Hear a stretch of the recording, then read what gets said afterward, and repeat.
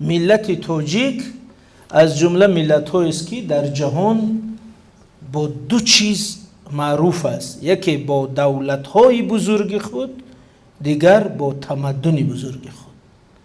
همین دو چیز است که در تاریخ ما نمونه بودیم و اگر دولت‌های بزرگ ما رو پیش رو آورید، ایمپریاهای بزرگ ما رو پیش رو آورید، ما از بامداد تاریخ صاحب دولت بودیم و به بشر دولتداری رو آموختیم. ما استاد دولتداری برای بشر بودیم. این یک.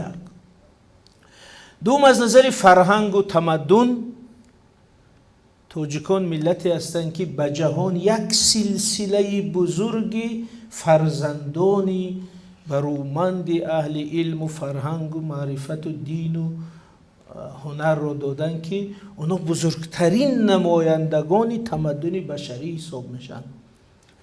اگر شما بعد امی مجلس در اینترنت را شاید بینید، در پیشی ساختمان یونسکو، یعنی اداره علم و فرهنگ سازمان ملل متحد، یک مجسمه ایستاده است، 4 طاق بزرگان، یعنی 4 ایوان است، همین خیلی مثل همین منبر، و از 4 طرف 4 نفر نشسته است، در زیرش نشسته است که 4 بزرگی تمدن بشری و هر 4ش تاجیک است. یعنی ابن سینا، زکریای رازی، ابو ریحان بیرونی، عمر خیام. همین 4 کس در نزد یونسکو مجسمه ای که به 4 طرف نگاه دارن، نشسته 4 بزرگی تمدن جهان. پس همین است این ملت، این است فرزندانش، این است سطحش، این است سابقش. از این رو یک ملت با چنین سابقه دولت و با چنین سابقه تمدنی امروز در یک منطقه بسیار خرد کوهستان تنگ کرده و جا کرده شده است. حدود امروزه جمهوری تاجیکستان 1% حدود امپریای ساسانیان است. 1%، قریب 1%. حدود امروزه جمهوری تاجیکستان حدوداً 3% امپری یا سرزمین دولتی سامانیان است. اگر همین اوج دولت سامانیان دوره نوح ثانی را در نظر گیریم، حدود دولت سامانیان حدوداً 3 میلیون کیلومتر مربع بوده است. 2,900,000 کیلومتر مربع. همین روز 141,000 کیلومتر مربع میگیم تاجیکستان. یعنی 2-3% همون دولت سامانیان مانده است در دستی همین ملت. خیطه بلخ و بخارا داد، سنت والا و دیوان داد، تخت سامان داد. یعنی کم کم آمده در یک کوهستان، در 1% از خاک تاریخیش مانده است با یک دولتی بسیار از نظر جغرافی، فقط از جغرافی میگم، خردی تاجیکستان. پس این آخرین یادگار ما از او دولت‌های بزرگ است. جمهوری تاجیکستان آخرین سرپناه تاریخی تاجیکان است. جمهوری تاجیکستان آخرین شانس تاجیکان برای همچون ملت باقی ماندن است. یعنی دیگر هیچ جای نیست که این ملت باقی ماند. در اون طرف شمال گیری در 100 سال آخر بیش از 20 میلیون تاجیک از بین رفت. در جنوب شما میبینید که امروز تاجیکان جنوب زیر یک ستم قومی قرار دارند و حتی حقوقی همین دانشگاهشون رو دانشگاه گفتن ندارن. برای کلمه دانشگاه طالبان جریمه میکنن، 40 دره میزند مثلا که شما دانشگاه میگوید، باید میگه پوهنتون گوید. روز طالبان بالای دانشگاه بلخ می‌نشستن، پوهنتون بلخ، شب با کدام تاجیکی با هویتی از جانش گذشته میره دوره میکند دانشگاه بلخ. با سهر طالبان میان می‌نویسن پوهنتون بلخ، با شب کدام پارتیزان تاجیک میره می‌نویسد دانشگاه بلخ و چند تاش کشتن فقط برای همین کلمه. انا احوال تاجیکان در این قسمت. ایران چرا میگم؟ یعنی دولت، فقط دولت شرایط فراهم میکند که یک ملت باقی ماند. همین حالتی بی دولتی هست. پس وقتی ما میگیم که تاجیکستان آخرین پناهگاه تاجیکان، آخرین سرپناه مردم تاجیک، آخرین جایی که همچون ملت این ملت میتواند باقی ماند، معناش همین. انا برای همین این کشور ارزش آن را دارد که حمایت شود، دوست داشته شود. دیگر یگان پاره آن برای دادن نیست، دیگر جایی دادن، جایی باختن، جایی سپردن نیست.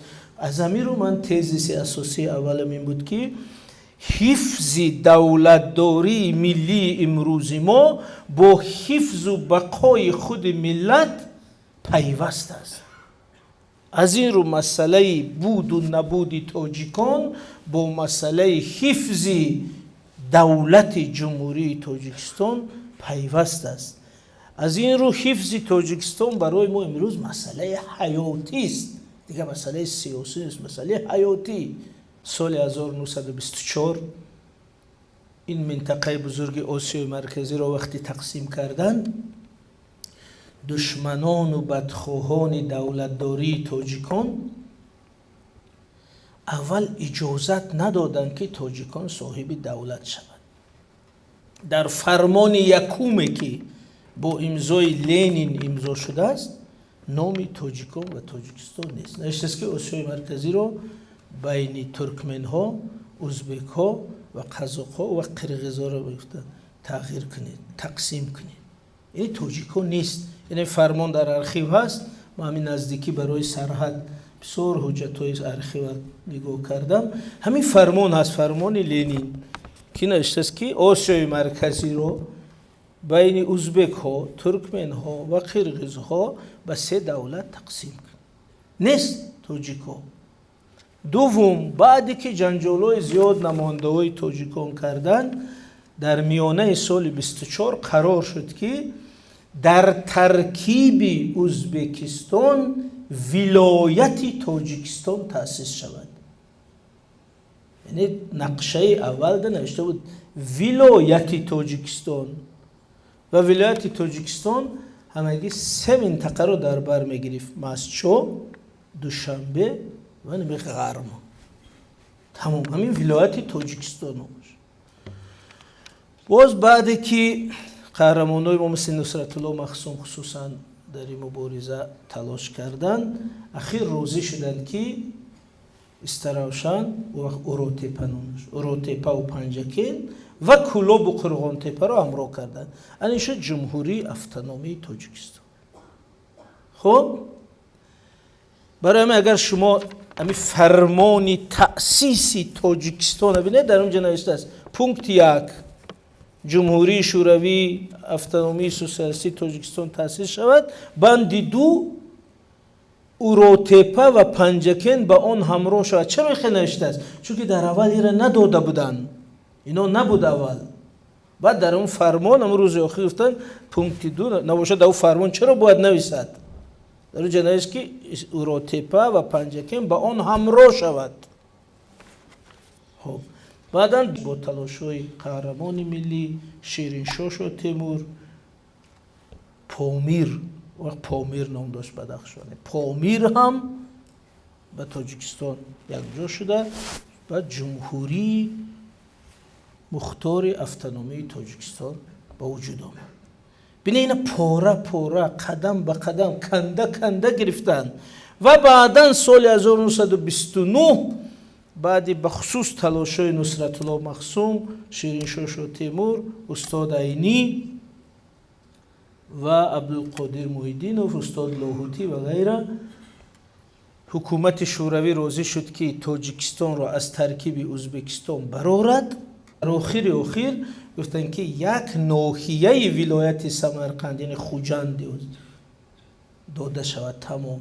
بنابراین وقتی برآمدن تاجیکستان همین منطقه خوجند وزیر خوجند، کانی بودم، اسفره رو هم گرفته برآمد. پس ناحیه های بودن که برای پیوستن به تاجیکستان شورش کردن، از جمله شهر کانی بودم. همین شهر کانی بودم برای به تاجیکستان پیوست شدن قیام کرده شورش. وقتی که کلینین رئیس شورای عالی اتحاد شوروی با پویزد از تاشکند میرفت به کانی بودم که میگذشت، اونا روی پویزد بستن، مردم کانی بودم در روی راه ششتن. کلینین مجبور از پویزد فرامد، گفت که چی میخواهید؟ گفتن که ما را به تاجیکستان گذرانید، ما مردم تاجیکیم. یعنی ناحیه قهرمان است که همه را باید همه دونن. این یگانه ناحیه است که برای به تاجیکستان پیوستن قیام کردگی است. پس بینید که در 7-8 قرار کتی یک قدم یک رایون یک ولایت این جمهوری رو جمع کرده گرفتن، اینقدر کنده گرفته توانستن. بنابراین قهرمانی همین دو نفر بزرگی ما نصرت الله مخزوم و شیرین شاه تیمور در همین بود که اونا در فضایی که هیچ کس نمیخواست دولت تاجیکان باشد، قدم به قدم، ناحیه به ناحیه، ولایت به ولایت، همین قدرش کنده گرفته تونستن. پس این جمهوری همین خیلی تشکیل نشده است. این جمهوری در نتیجه چنین تلاش ها تشکیل شده است و هر دوی این قهرمان به همین خاطر کشته شدند، هم شیرین شاه هم نصرت الله مخزوم. و مکتوباشون به استالین، با حکومت شوروی، به چچرین در ارخیوا هست که چگونه اونو اعتراضا کردن، نوشتن، گفتن و هر دوش در همین راه کشته شدند. پس این جمهوری یادگار است از او بزرگای تاریخمون، از قهرمانای ملیمون. و اون رو با سال 92 یک امتحانی بزرگ پیش آمد که در آستانه فروپاشی شد. باز این قهرمانی پیشوای ملت در دوره نوی تاریخ که کشور را جمع کردن، یکسر کردن، متحد کردن، باز برای تاریخ راست کردن، وگرنه خطر فروپاشیش در سال 92 بسیار واقعی بود. بنابراین هر یک صحیفه تاریخ پر از قهرمانی، پر از خون، پر از تلاش. انا این است که ما میگیم که این دولت که ما امروز داریم این مفت به دست نآمده است، آسان به دست نآمده است و این آخرین شانس ماست، او باید حفظ شود.